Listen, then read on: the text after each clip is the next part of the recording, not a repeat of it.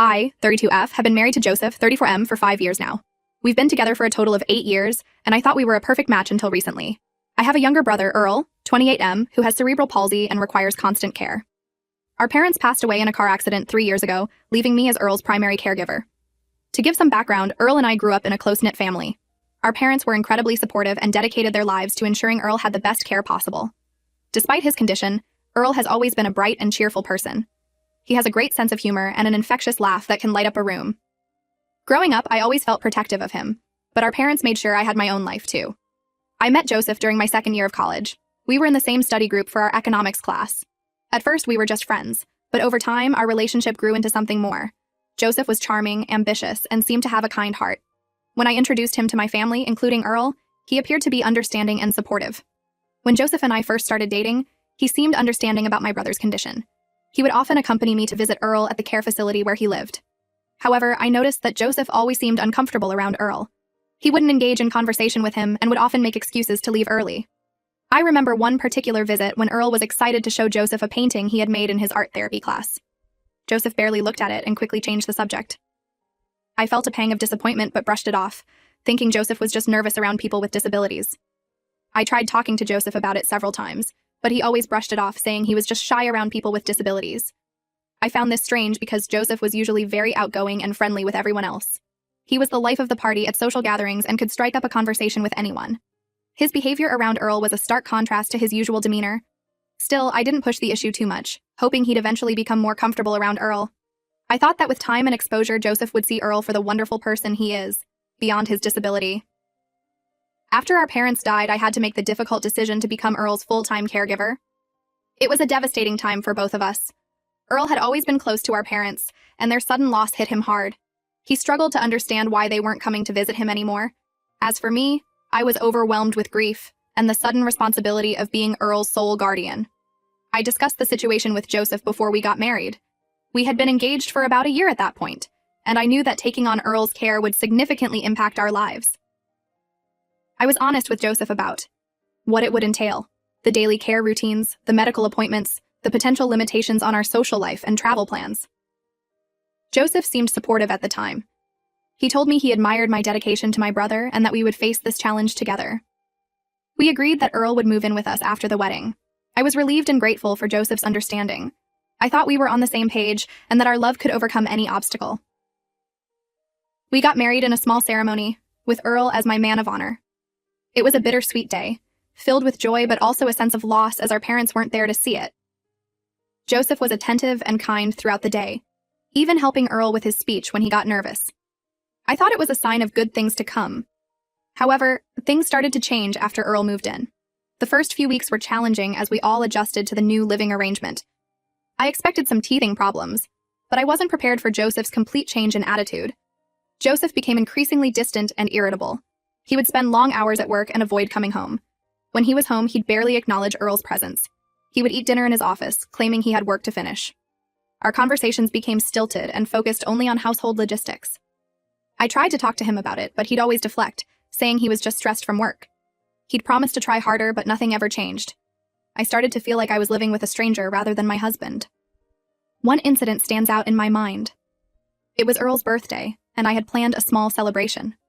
I asked Joseph to pick up a cake on his way home from work. He forgot, and when I reminded him, he exploded in anger, saying he couldn't be expected to remember everything, and that I was always putting Earl's needs before his. I was shocked by his outburst and hurt that he didn't seem to care about making Earl's day special. The situation came to a head last week when I overheard Joseph on the phone with his mother. He was in his office, and I was walking past to check on Earl. The door was ajar, and I couldn't help but overhear his conversation. Joseph was complaining about how Earl's presence was ruining our marriage and how he couldn't stand living with someone like that. He said he felt trapped and that he never signed up for this. He told his mother that he missed his old life, and that he was considering leaving me if things didn't change. I was shocked and heartbroken to hear him speak about my brother that way. It felt like a betrayal of everything we had promised each other. I stood there, frozen, as tears streamed down my face. When I confronted Joseph about what I'd heard, he didn't even try to deny it. He told me that he'd been bottling up his feelings for years and couldn't take it anymore. He said that taking care of Earl was holding me back in life and that we'd never be able to have a normal family as long as Earl lived with us. Joseph went on to say that he had dreams of traveling the world, advancing in his career, and having children of our own. He felt that none of that was possible with Earl in our lives. He accused me of not considering his feelings and dreams when I decided to become Earl's caregiver. I was furious and told him that Earl was my family, and that I'd never abandon him. I reminded Joseph that he had agreed to this arrangement before we got married, and that his behavior was selfish and cruel. I also pointed out that Earl's presence didn't prevent us from pursuing our goals. It just meant we had to approach things differently. Joseph then gave me an ultimatum. Either Earl goes back to a care facility, or he leaves. I was stunned that he would even suggest such a thing. The idea of sending Earl away, especially after he had already lost our parents, was unthinkable to me. I told him I needed time to think and left to stay with a friend for a few days. My friend Laura, 31F, has been incredibly supportive. She's known me since high school and understands my relationship with Earl.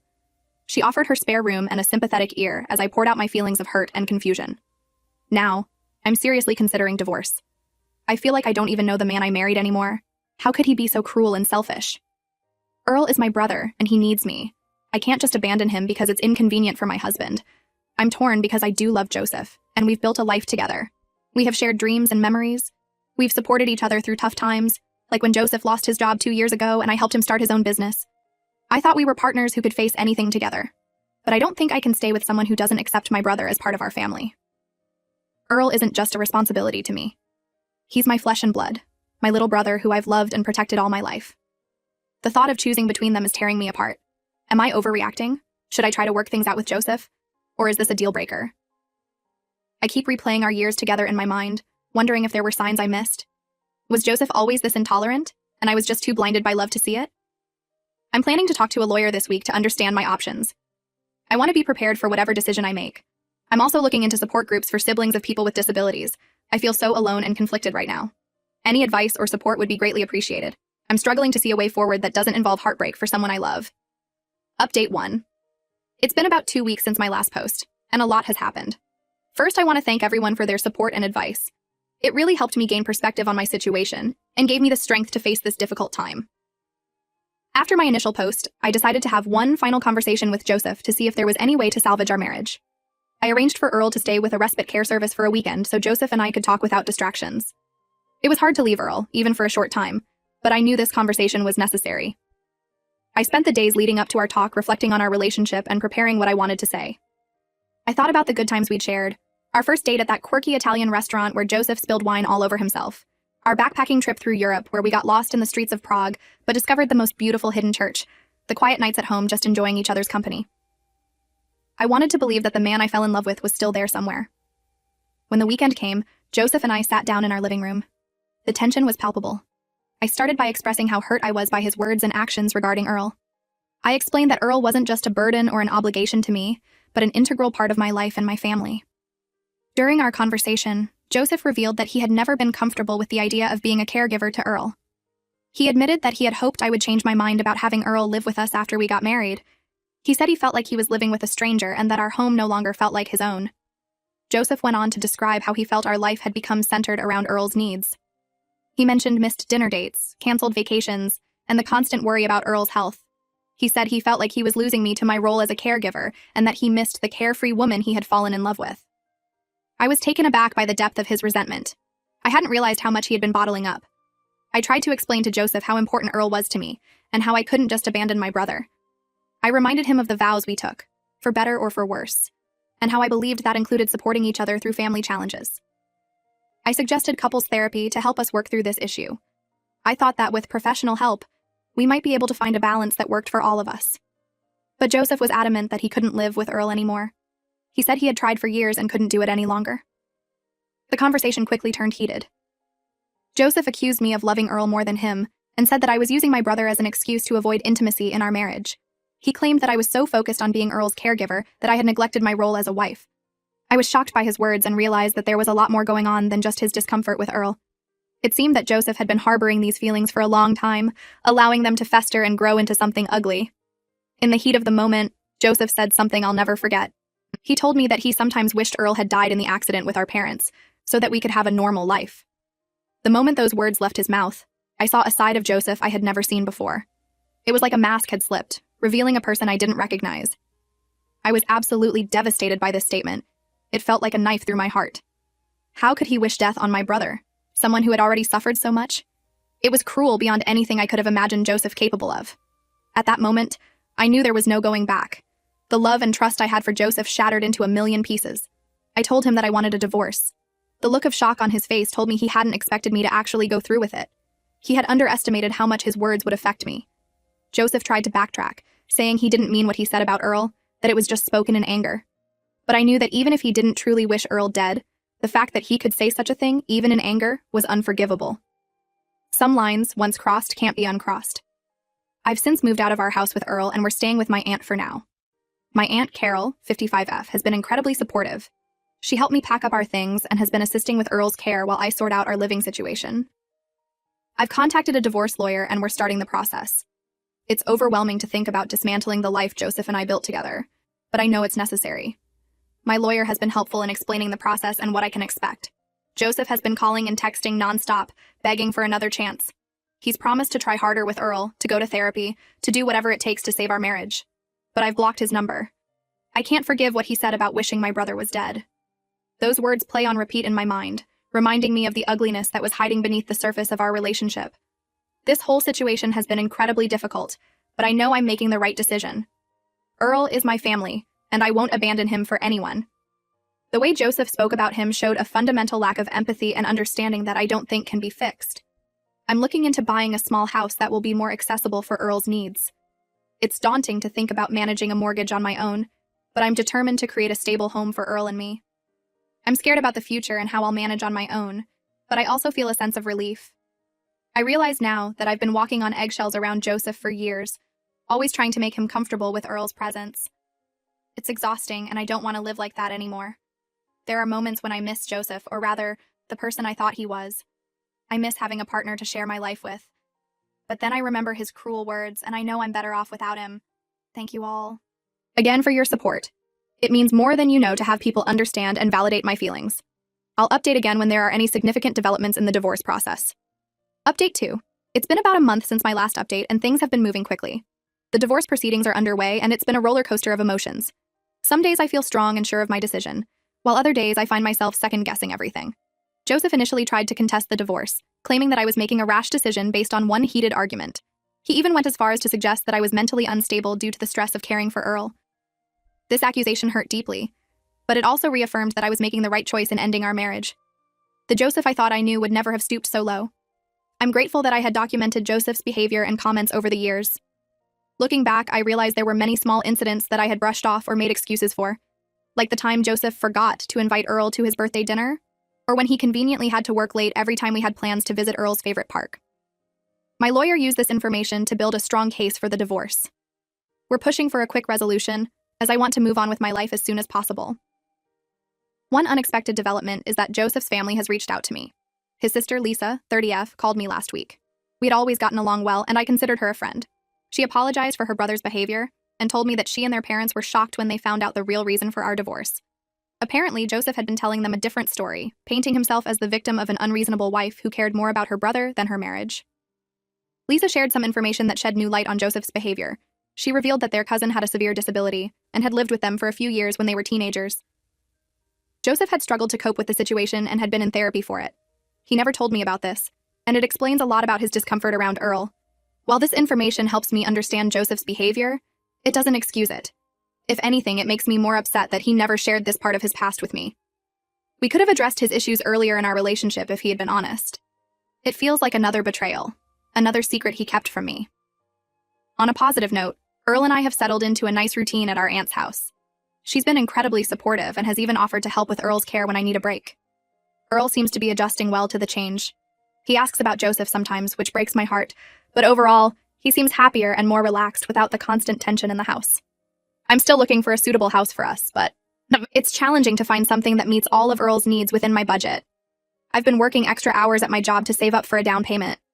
It's exhausting, but the thought of having our own space again keeps me going. I've also started attending a support group for siblings of people with disabilities. It's been incredibly helpful to connect with others who understand my situation. Through the group, I've met a woman named Rachel, 35F, who has become a close friend. She's been through a similar situation with her ex-husband and her autistic sister, and her advice has been invaluable. Rachel has helped me see that I'm not alone in my struggles. She shared her own experiences of feeling torn between her marriage and her sister's needs. It's comforting to know that others have faced similar challenges and come out stronger on the other side. The divorce is taking its toll emotionally, but I'm staying strong for Earl. He senses that something is wrong, but I'm doing my best to keep things stable for him. I've been trying to maintain our usual routines as much as possible, like our weekly movie nights and our Saturday morning walks in the park. I'm also looking into additional support services to help with Earl's care, as I realize I need to take better care of myself too. It's easy to get lost in the role of caregiver and forget about my own needs.